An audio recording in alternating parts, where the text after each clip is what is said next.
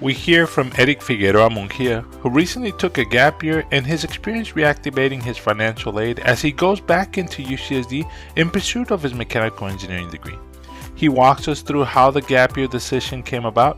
He shares the process to have the university place him on pause to formally take the gap year and also pause the financial aid. We talk about mental health and really reflecting on how his decision was made to take a gap year.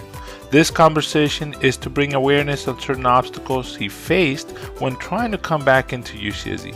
Make sure you take special note on the steps needed to reactivate the financial aid so you are not caught off guard if taking a gap year. Let's get started. Welcome back to another wonderful episode of Success Innovation. Thank you for joining us today. Today we have Erick Figueroa Munguia. Currently, he's a student entering his fourth year at UCSD, pursuing a mechanical engineering degree. Erick Figueroa comes from the Central California region. Over the past year, he decided to take a gap year and is now getting back on track into UCSD to finish his bachelor's. Getting back into UCSD did not come without its challenges and surprises.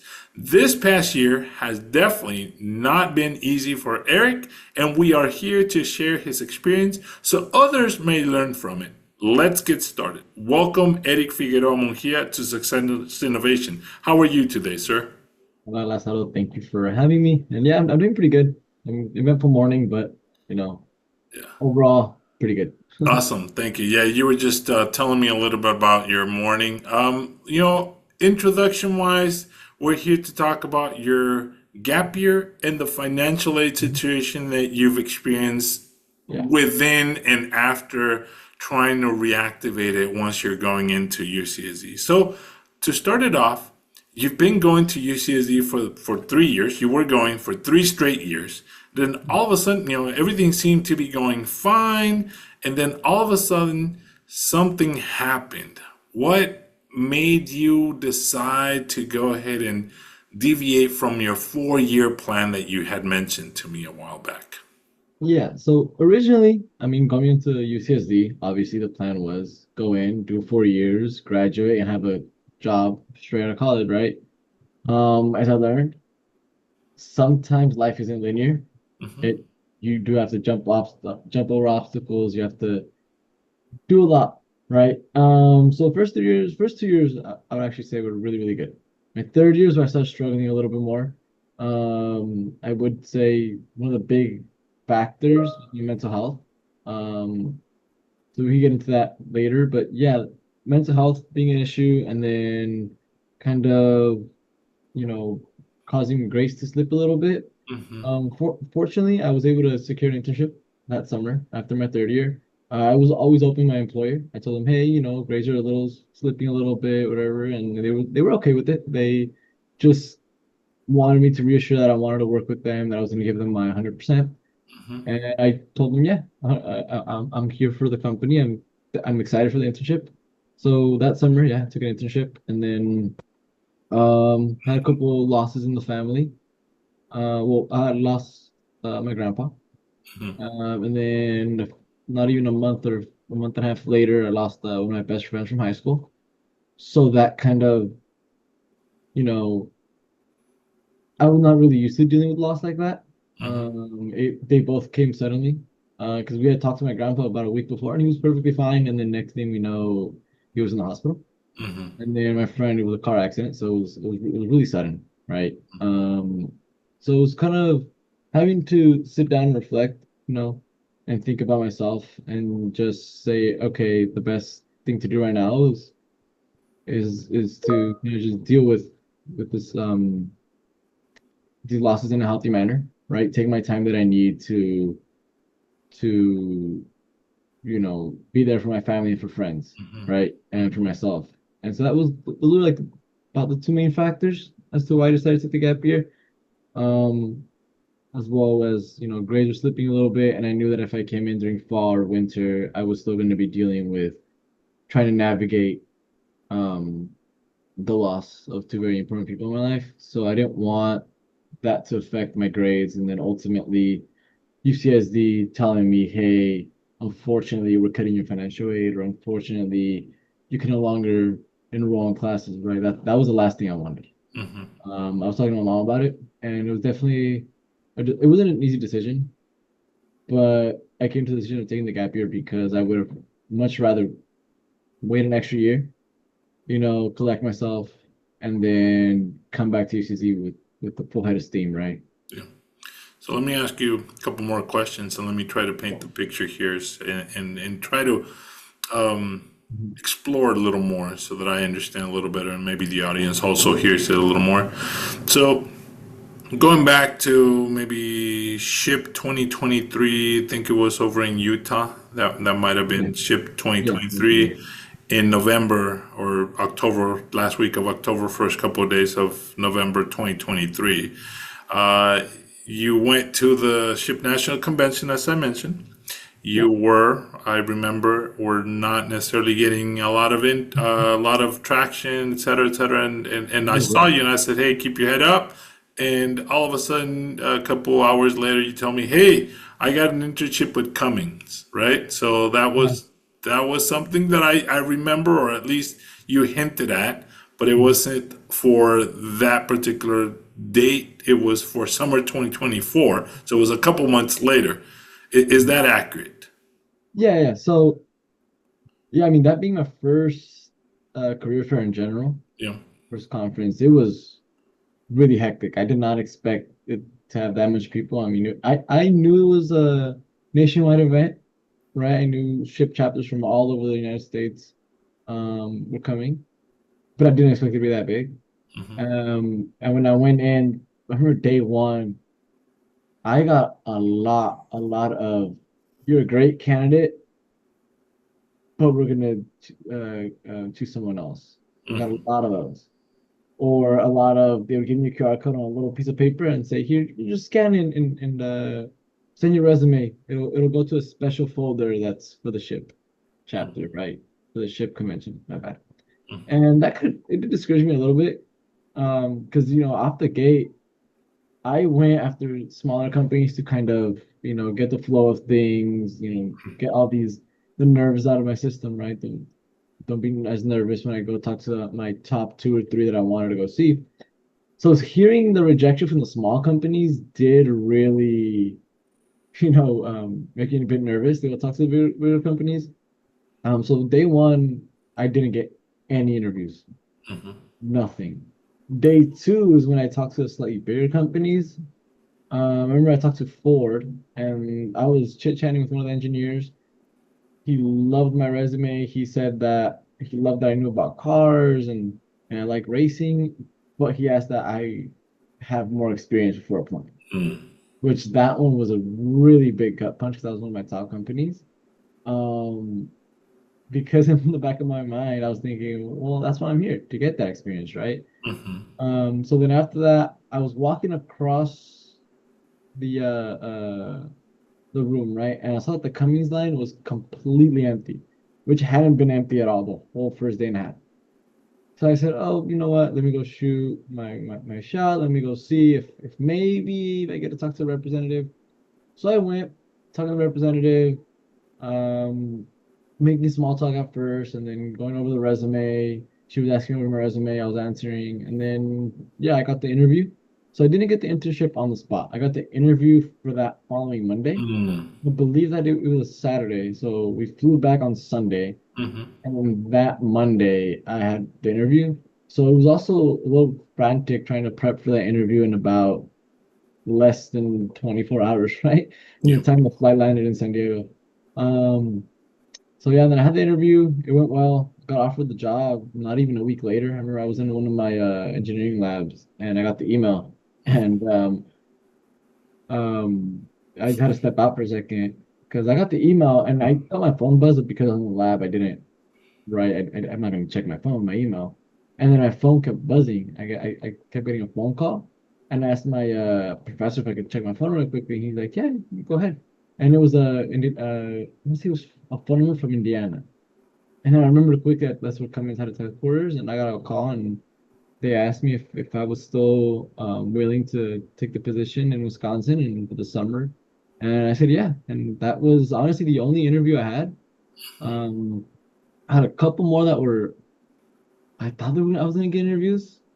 They Mm, took my contact info, they took my phone number, my email, never heard back, right? mm. But yeah, luckily I got that internship, went out there summer of 2024, and it did reignite my passion for engineering. Yeah. It was a really, really eye-opening experience seeing the professional side of engineering, especially because I felt as if I was another one of their peers, Yeah. one of their colleagues, instead of just some student, right? There was never a moment when I was with them that I felt like my opinion didn't matter. They included me in all the meetings in the mornings, but they even gave me the liberty of pinging them if I wanted any feedback or if I wanted to schedule a meeting with certain individuals. They said go ahead and do it. So that was really nice. That's an awesome experience, I guess. And just a little parenthesis here, the whole internship experience that you just shared is, I'm pretty sure a lot of students, a lot of professionals, get discouraged when they hear no, there's better candidates out there. No, thank you, you need more experience. No, thank you, you're not what we're looking for. No, no, no, no, no, repeatedly, right? A So lot of that no. leads me to the next question. I'm glad you went through and got the summer experience and it was a good experience. But so you only need that one yes, or at least one Yeah. yes, to go ahead and be successful in that regard, right? But mental health is very important. So we get to the phase where you just finished that internship with Cummins, you're coming back. It's maybe a week or two till the UCSD fall quota for 2024, 2025 began. I don't remember how they're labeled, but it was the fall quota that was coming up, right? It was sometime in September, October. And this you alluded to or you explained your grandpa passes and your friend passes pretty close to each other, right? I mean they literally die. And this is a huge hit for you, a huge blow. Your grades are not doing extremely well. Mhm. You're completely overwhelmed, from what I understand, from what we heard. So, mental health wise, how did you deal with this situation? In retrospect, what advice would you give others so that they can definitely understand and accept and be able to seek help? I mean, first off, I want to let people know that it's okay to need help and it's okay to accept that you're not doing okay. Um, Kind of from my personal experience, there was a lot of trying to convince myself that I was okay, trying to convince myself that nope, I still have to go through with this, I still have to push through, I still have to go to class, this, and that, I have stuff to do. And I never really sat down with myself until a couple weeks later, right? And I told myself, looked myself in the mirror and I was like, dude, you are not okay.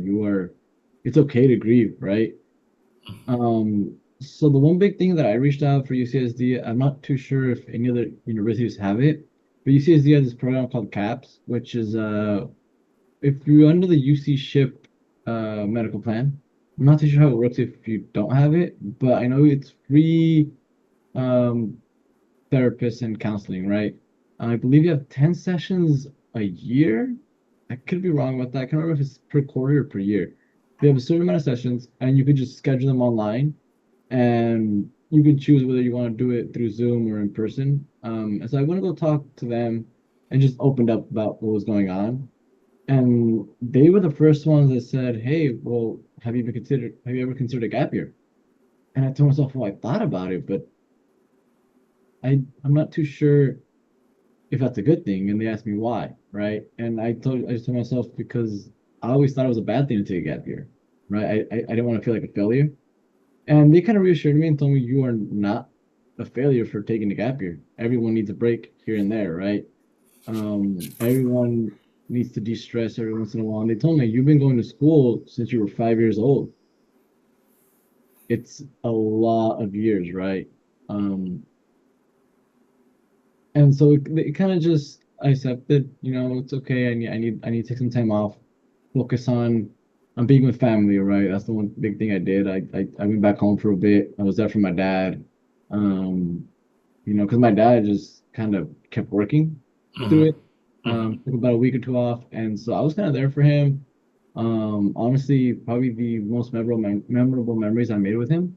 So I'm definitely happy about that. So it was definitely be open to sharing your story with others and just reaching out for help. Right? Yeah. That's the one big thing. Don't be afraid to reach out for help. So your dad, I'm gonna interject here a little bit. So Yeah. your dad, he's working, and even when you're in a professional environment or just a regular job, Mhm. you don't really get a lot of time off Yeah. offered by the company or by your employer, right? As a professional, I can tell you definitely that we only get 3 days of bereavement. That is not a lot to actually grieve grieve your loved ones, right?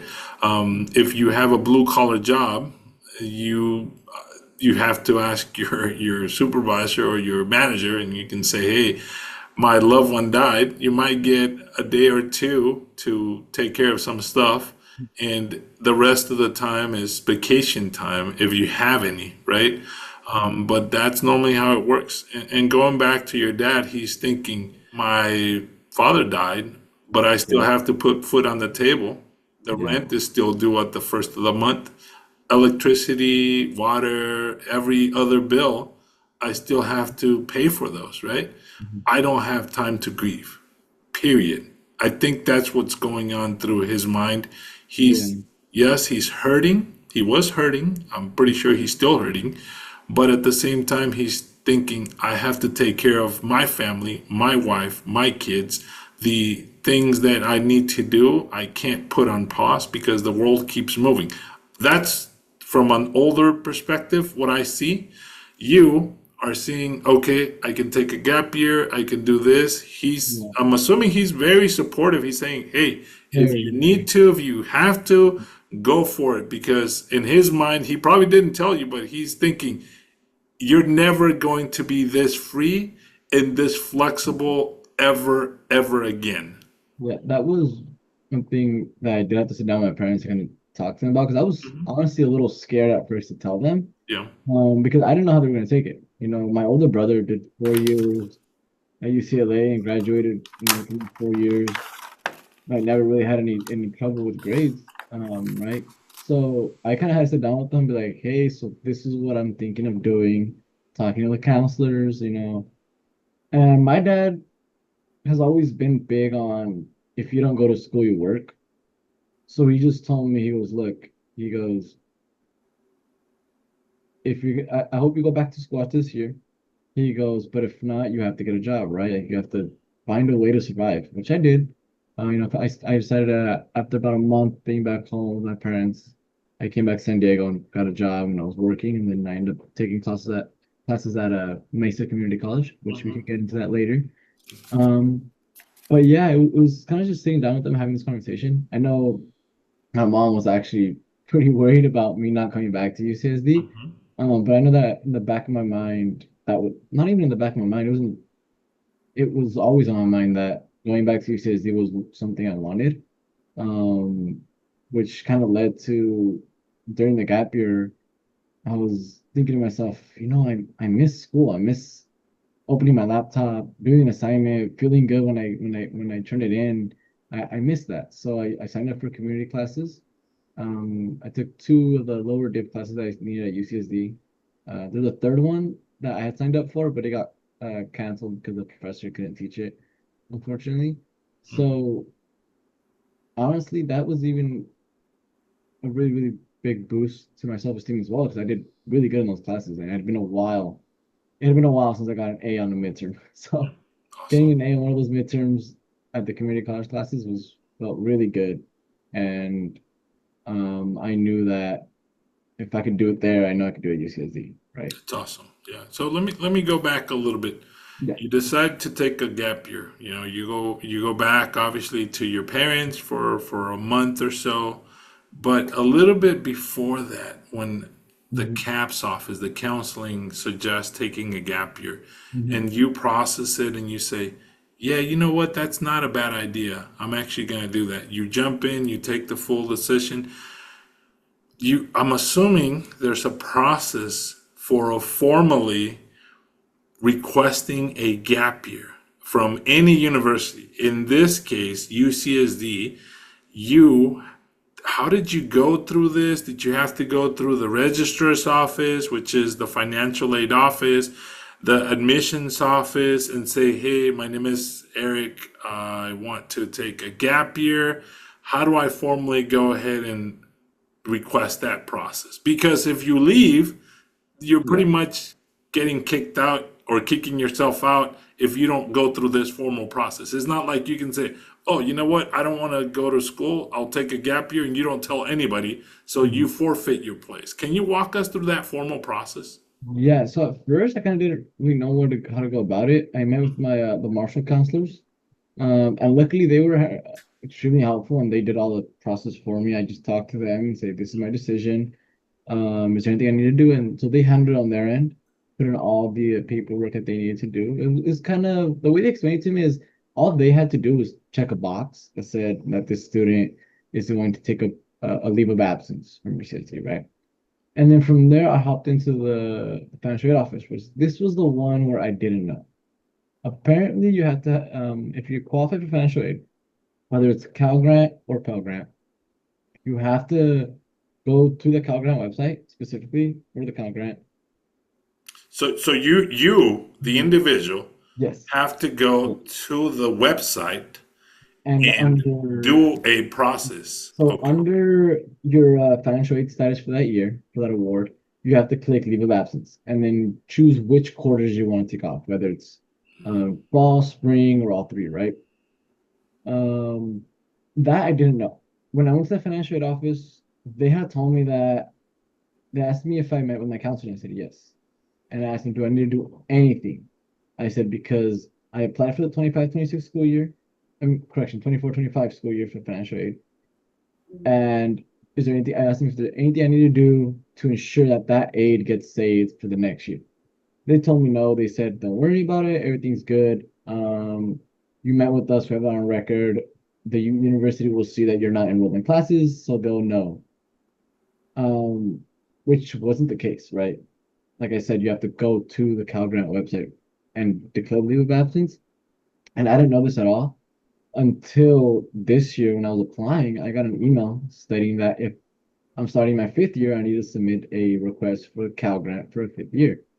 Because Cal Grant, you only get it for 4 years. Mhm. There's certain majors have an exception. Stuff I believe it's in the email. I believe it's certain pre-med majors and certain engineering majors for UCSD specifically, because every university has a different majors that they accept for fifth year Cal Grants, right? So if your major is accepted at UCSD, it might not be accepted at say Cal Poly or UC Irvine, right? Mm, It just depends on the university on how they have their program set up. mhm, Luckily for UCSD, the engineering program is a 4 to 5 year program, right? mhm. So I looked at it and I was like, okay, I qualify. I was like, but I'm entering my fourth year. I shouldn't be needing to, send this document to next year if I do need a fifth year, right? And so I had to call the California Financial Aid Office, which right now, if you guys don't know, with everybody coming back to school and everybody getting their awards, the line to be on hold is about 2 to 3 hours. So I was on hold for about 3 hours. I remember calling at around 1 o'clock or 12:30. Didn't get to representative until about 3:45, which is about 15 minutes before they closed. And I explained to him my situation. I said, "Hey, I didn't know I needed to take leave of absence. Is there anything I can do?" Luckily, if you do talk to them through the phone and you just verify your information on their end, even though it's past the expiration date, right? The due date for certain documents, they can override on their end. Mm. So what they did for me is they clicked leave of absence, they put for the year, and then they asked me to submit the fifth year one, but for the 26-27 school year. That way, once that 26-27 school year, if I do need it, if it once it comes along, I do not have to submit anything else because it's already on the record. And my 25-26 school year financial aid, um, I'm getting it as if I was a fourth year, right? But there also is a thing where when you call and you get everything sorted out, it takes about a week or two for them to send all the information over to the university. So you're not going to see it right away. There's not going to be a huge change right away in your financial aid. You have to wait until it gets processed, and the university gets it, and then they process it on their end. So yeah, it's a bit of a process sometimes, especially if you didn't know. So I will say, if anybody's thinking of taking a gap year and you do have financial aid, definitely talk to your financial aid advisors, tell them what's going on, and if you're in California, right, go to that Cal Grant website, uh, and log in with your regular information and declare your leave of absence, so you Yeah. don't lose out on your financial aid. Yeah. Let me So, go but back really, to let me we'll focus on a little more on the financial aid, but I want to ask you a question about how did you keep going? What kept you going? I mean, obviously the financial aid process and reactivation is something that we'll definitely revisit in a couple minutes here. But what kept you going as you were for this full gap year, working and also doing community college? What was your motivation?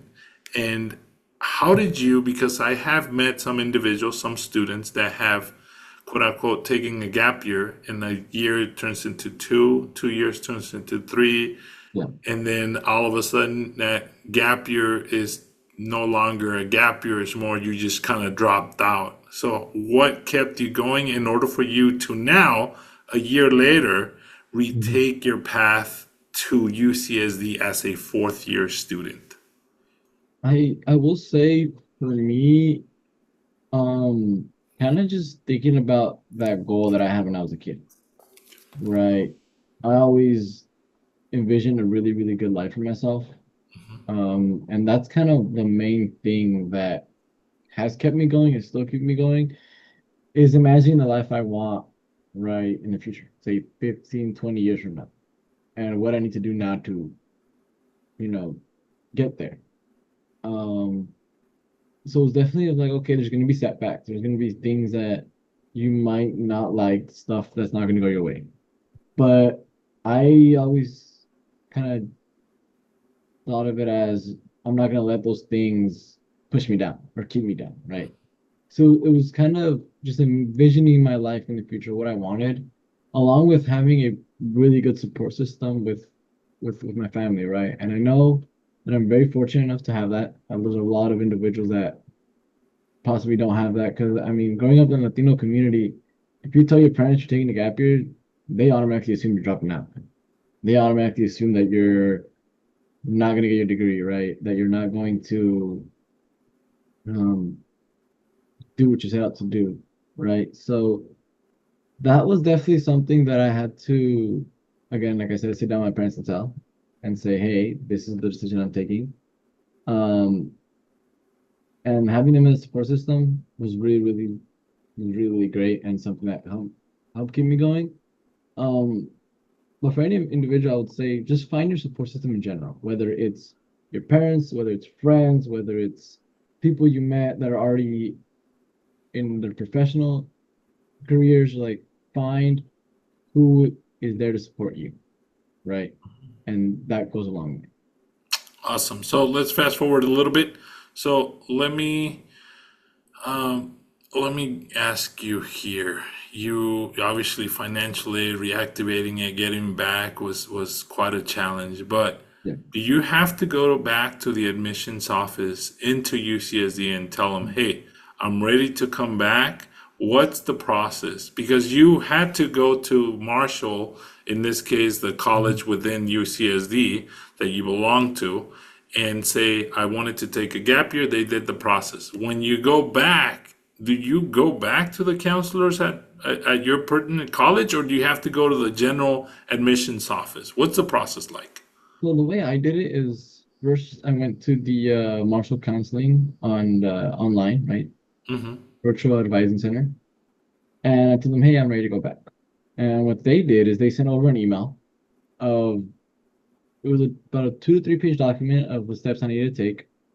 Hmm. So obviously, when you take a gap year, if you go to your Tryon link, it says your account's on hold because, right, you can't sign up for classes because on their system it says you're in a gap year. On my end, I had to fill out about a one-page essay, small little essay, just writing why I wanted to come back, whether I wanted to switch my major or not, which in my case I didn't. And I had just had to do that as well as planning for the next year or two. So they want you to get your 4-year plan from the year you came in. In my case, it was 2021, right? 21, 22. Look at those classes, check which ones I already have finished and which ones I need, and see where I am on that 4-year plan, and meet with my major department. So I had to meet with the mechanical engineering department, um, which depending on your major, right? Some some department majors, excuse me, some department counseling is better than others. On my end, they kind of just told me, "Oh, figure it out yourself," and they come back to us. And that's not at all what I was expecting. I was expecting them, kind of helping me walk through this. Right? I remember I scheduled about 30-minute meeting with them, saying, "Hey, can you help me with finding the classes? I have a rough idea of which ones I need. I have these. Can you help me if I need to move stuff around?" And they pretty much said, "Do it yourself. Come back to us," which that took a while because it's a little difficult sometimes trying to find out which classes are going to be available, especially if you're trying to do something for spring quarter. You don't necessarily know which classes are going to be available if they switch them around, and you definitely don't know which ones are going to be available for, like, say, 26, 27. So you kind of just have to ballpark it sometimes. But meet with them after you submit your essay. Have your counselor department, have your counselor from your department, from your major, sign off on it. Afterwards, email that back to your college. So my case in Marshall College, have them sign off on it, and then they will process it, and you'll be able to sign up for classes. On my end, I still had to go one more time in person because um, my TriNlink said there's no hold on my account, but it still don't let me register for classes. It was just that they had forgotten to click a certain checkbox, right? That they didn't clear me for registering for classes. So I just had to talk to them, and they fixed that issue, and I was able to register for classes that next day, right? And registering for classes is the same thing as before. You're giving a time, you're giving a date for your first pass, for your second pass. You go on WebReg for UCSD, and then you just click enroll or plan your classes, right? But yeah, it is somewhat of a tedious process sometimes. So I would say definitely start off a meeting with your college counselor and then go from there, right? Because Awesome. maybe I'm not too sure if Ravel or Muir have different processes, especially at UCSD being a multiple college Right. system, right? So stopping and asking for a gap year is simple enough.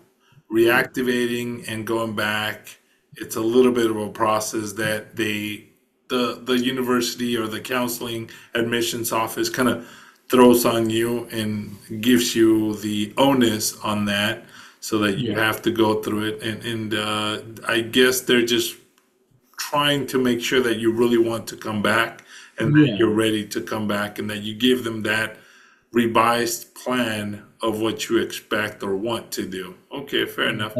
That's the big thing. They Yeah. want to they want to see that you know what you want to do when you get there. Right? They want to see that you have given it thought, and you have planned for classes. So, focusing back in the financial aid aspect, you Mhm. mentioned to us that it was simple enough that you went to the financial aid office and the individuals there, they said, hey, yeah, nothing to do in our end. However, very important, I think we want to highlight this again.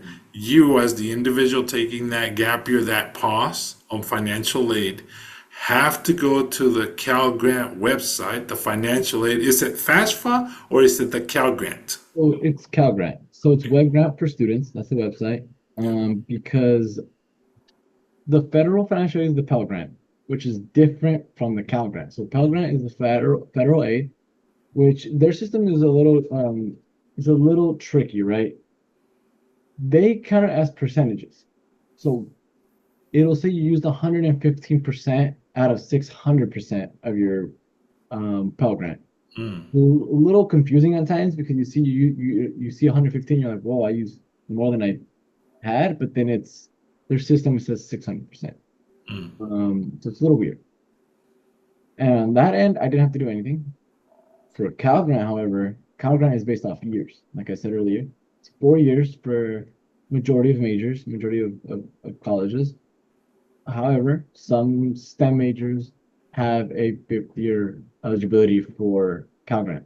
So if you do not click that you're taking a leave of absence, it'll be processed in the system as if you're going back that next year, regardless of if you're enrolled or not in classes at your university, because your university automatically sends your grades to both the federal FAFSA system and the Cal Grant California system, right? Because there's another part where if you have taken a gap year, you might need to verify your grades. So if you took a gap year and say for just one quarter or two, you are gonna have to you might have to manually input your grades. So you have to get your transcript from UCSD, have them send it to Cal Grant in order for them to make sure you're meeting the grade requirement to continue getting the Cal Grant. On my end, I didn't have to do that because I took a whole year. So they're using that 24, 25 year as like that was my cutoff of grades, right? Right, it's just a pause. So they use that. So all I had to do on my end was click that I'm taking a leave of absence for all 3 quarters, and in that case, it just kind of just rolls over to the next year, right? So you went through that process. You did not go to the website originally, and a whole year goes by, right? And all of a sudden you're going through the admissions, readmission process, and you're saying, okay, now I got to do the financial aid process. And I'm highlighting this again because I think it's important. This is the whole premise and point of the conversation is to go ahead and get the financial aid piece information over to our audience because you went back and you said, I had to call the financial aid office. You Google the phone number and they put you on hold for 2, 3 hours. And then you had to go through this whole process of explaining to them what went on. What did they ask you and what did you have to send them? What did you have to do in order for this financial aid reactivation to happen? Yeah, so I didn't have to send them anything. Okay. It was just over the phone. They just wanted to verify, that they're talking to the person who is getting the financial aid, right? They want to make sure that Eric is Eric, right? So they just ask you for your personal information and then what university you're going to, just to verify that they're talking to the same person. And then you just kind of explain to them what happened. In my case, I just said, hey, I didn't know there was a deadline to, declare leave of absence. I wasn't told this by my financial aid office.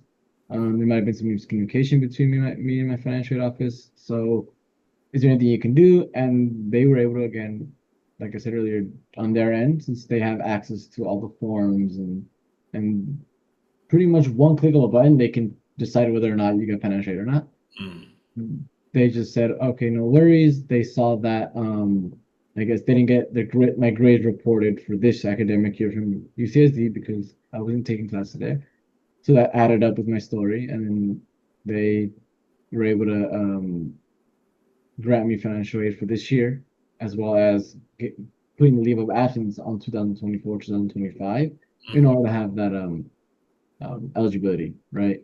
And then I believe for leave of absence, you have up until the last week of August of that next year, right? So for the 24-25 school year, you have up to the last week of August 2025 to say that you took a leave of absence for that year.